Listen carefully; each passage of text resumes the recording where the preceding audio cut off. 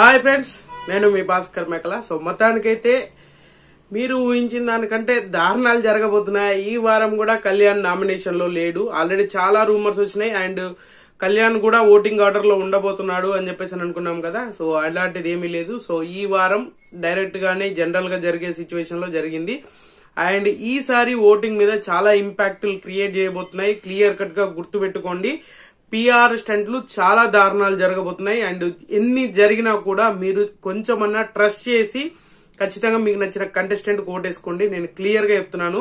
చాలా మంది మ్యానికులేషన్స్ కింద కామెంట్స్ కూడా చాలా అంటే చాలా మ్యానికులేషన్ చేస్తారు.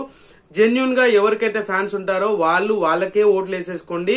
వాళ్ళు అలా అన్నారు, వీళ్ళు ఇలా అన్నారు అని చెప్పేసి మీరు లైట్ తీసుకున్నారు అంటే విన్నింగ్ కి దూరంగా వెళ్ళిపోతారు. సో గుర్తు పెట్టుకోవాల్సిన విషయం అది అన్నమాట.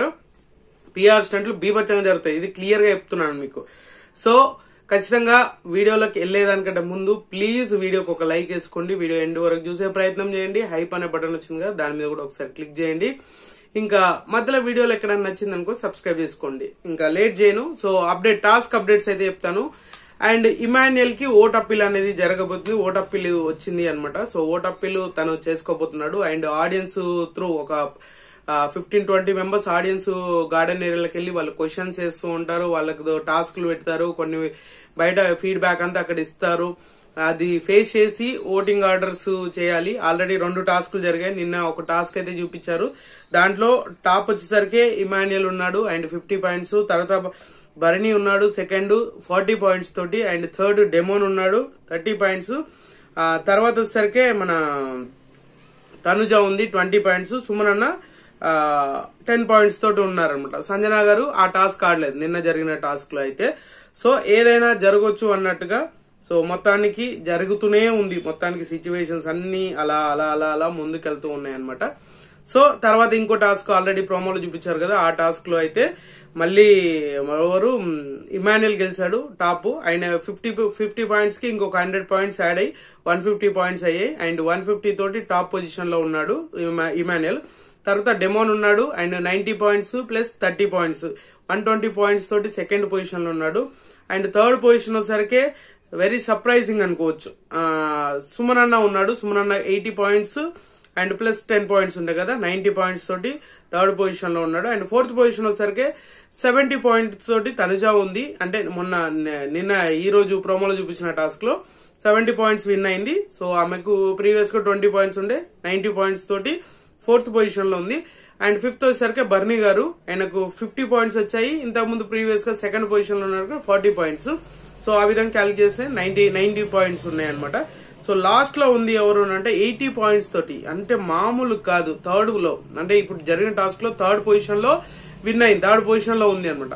ప్రీవియస్ గా ఆమె గేమ్ ఆడలేదు కాబట్టి 0 పాయింట్స్. ఓవరాల్ గా చూసుకుంటే 90 పాయింట్స్ 80 పాయింట్స్ అనమాట. 0 + 80 ఒక టాస్క్ తోటి సంజన మళ్ళీ కంబ్యాక్ ఇచ్చిందంటే 80 పాయింట్స్ తోటి ఈమె కూడా బాటమ్ లో ఉంది, but 80 points.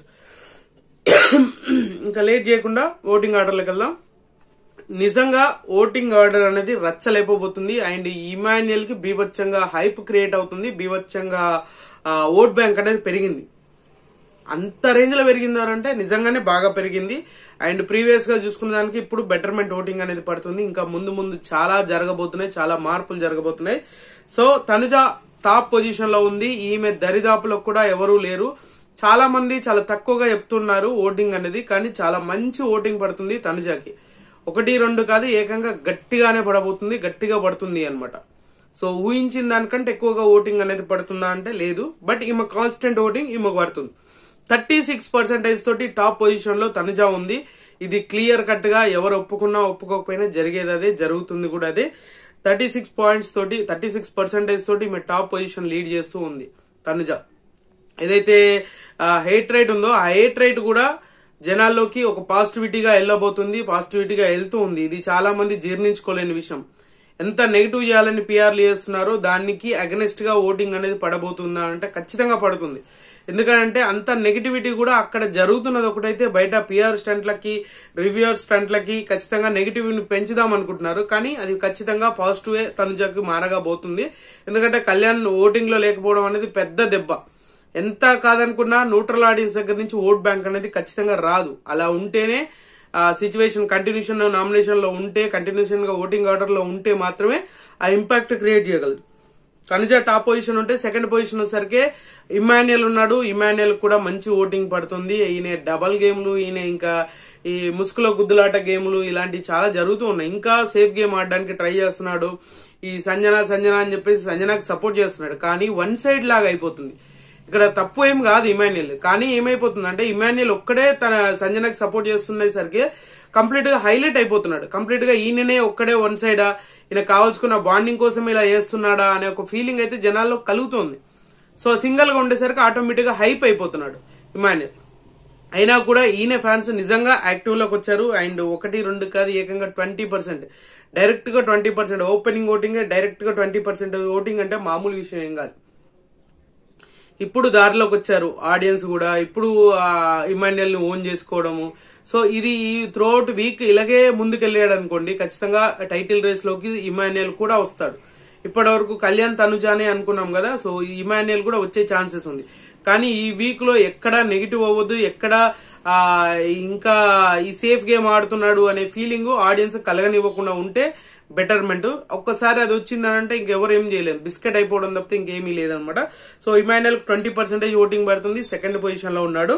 And third position వచ్చేసరికి భరణి ఉన్నాడు. సర్ప్రైజింగ్ గా భరణి ఉన్నాడు అని చెప్పేసి అందరు అనుకున్నా కూడా భరణి ఓటింగ్ అయితే ఖచ్చితంగా చాలా బాగా పడుతుంది. అండ్ 14% ఓటింగ్ పడుతుంది. ఆ 14% తోటి థర్డ్ పొజిషన్ లో ఉన్నాడు. చాలా మంది బాటమ్ లో ఉన్నాడని ప్రతిసారి కూడా నేను ఇదే చెప్తున్నా భరణి విషయంలో వచ్చేసరికి. సో భరణికి ఆడియన్స్ నుంచి ఒక తెలియని పాజిటివిటీ అయితే ఖచ్చితంగా కనెక్ట్ అయ్యారు. రీఎంట్రీ అయినాక, దివ్య వెళ్ళిపోయినాక ఆ తెలియని కనెక్టివిటీ అయితే ఖచ్చితంగా ఉంది. ఆయన ఖచ్చితంగా ఆయన గేములు గానీ, ఆ స్ట్రాటజీ గానీ ఏదైనా కూడా పర్ఫెక్ట్ గా ఉంది. అందరితో మంచుకుంటున్నాడు. ఎక్కడ వాయిస్ రేస్ చేయాలో అక్కడ వాయిస్ రేస్ చేస్తున్నాడు. ఇలాంటివన్నీ చాలా కనెక్టివిటీగా ఉన్నాయి, ఆడియన్స్ కూడా నచ్చుతున్నాయి.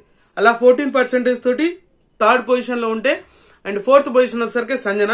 సో సంజన ఎప్పుడు థర్డ్ పొజిషన్ ను ఆక్యుపై చేస్తుండే, ఈసారి మాత్రం కొంచెం డిఫరెంట్ గా కొన్ని పోల్స్ లో అయితే సంజన బాటమ్ లో ఉండిపోతుంది, కంప్లీట్ గా బాటమ్ లో ఉంది.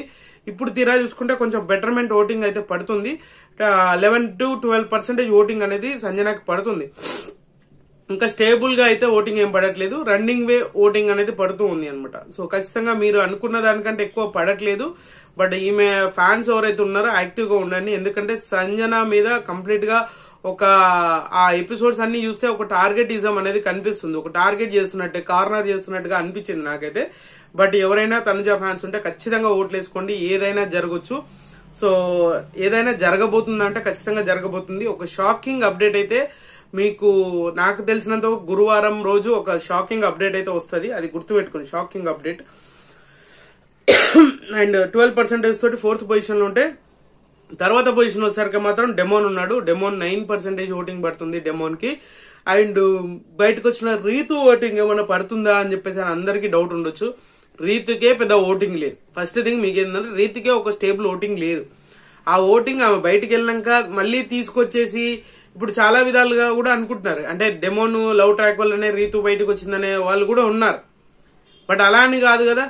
సో సిచ్యువేషన్ బిగ్ బాస్ చేసిన సిచ్యువేషన్ క్రియేట్ చేసింది తప్పితే ఎవరో పర్సనల్ గా అది చేసింది, ఎవరో ఏదో చేసిర్రు అనేది ఏమి ఉండదు. బీపీ టీం దగ్గర నుంచి వెళ్ళిన అప్రూవలే వాళ్ళు ఏదైనా అమలు చేయాల్సిందే తప్పితే అంతకుమించి ఇంకేం ఉండదు అనమాట. డెమోన్ కి ఎవరి ఓటింగ్ అయితే ఏం పడట్లేదు. రీతు ఓటింగ్ కూడా 1% కూడా పడతలేదు. పడుతుంది అని అంటున్నారు కానీ పడట్లేదు.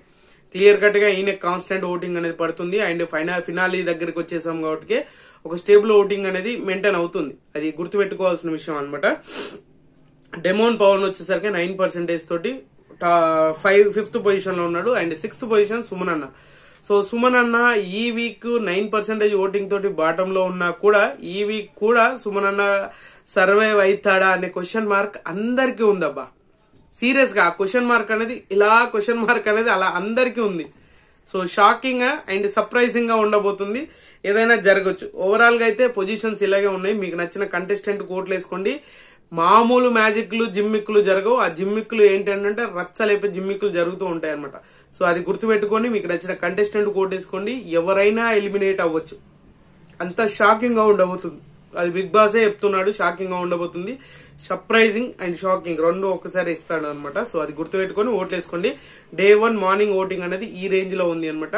సో మీరు ఎవరికి ఓటేస్తున్నారు, ఎవరు ఎలిమినేట్ అవ్వాలనుకుంటున్నారని కింద కామెంట్ చేయండి. సో ఖచ్చితంగా ఈ వీడియో మీకు నచ్చినా కూడా నచ్చితే లైక్ చేయండి, షేర్ చేయండి, కామెంట్ చేయండి, సబ్స్క్రైబ్ చేయడం మర్చిపోద్దు. And good luck.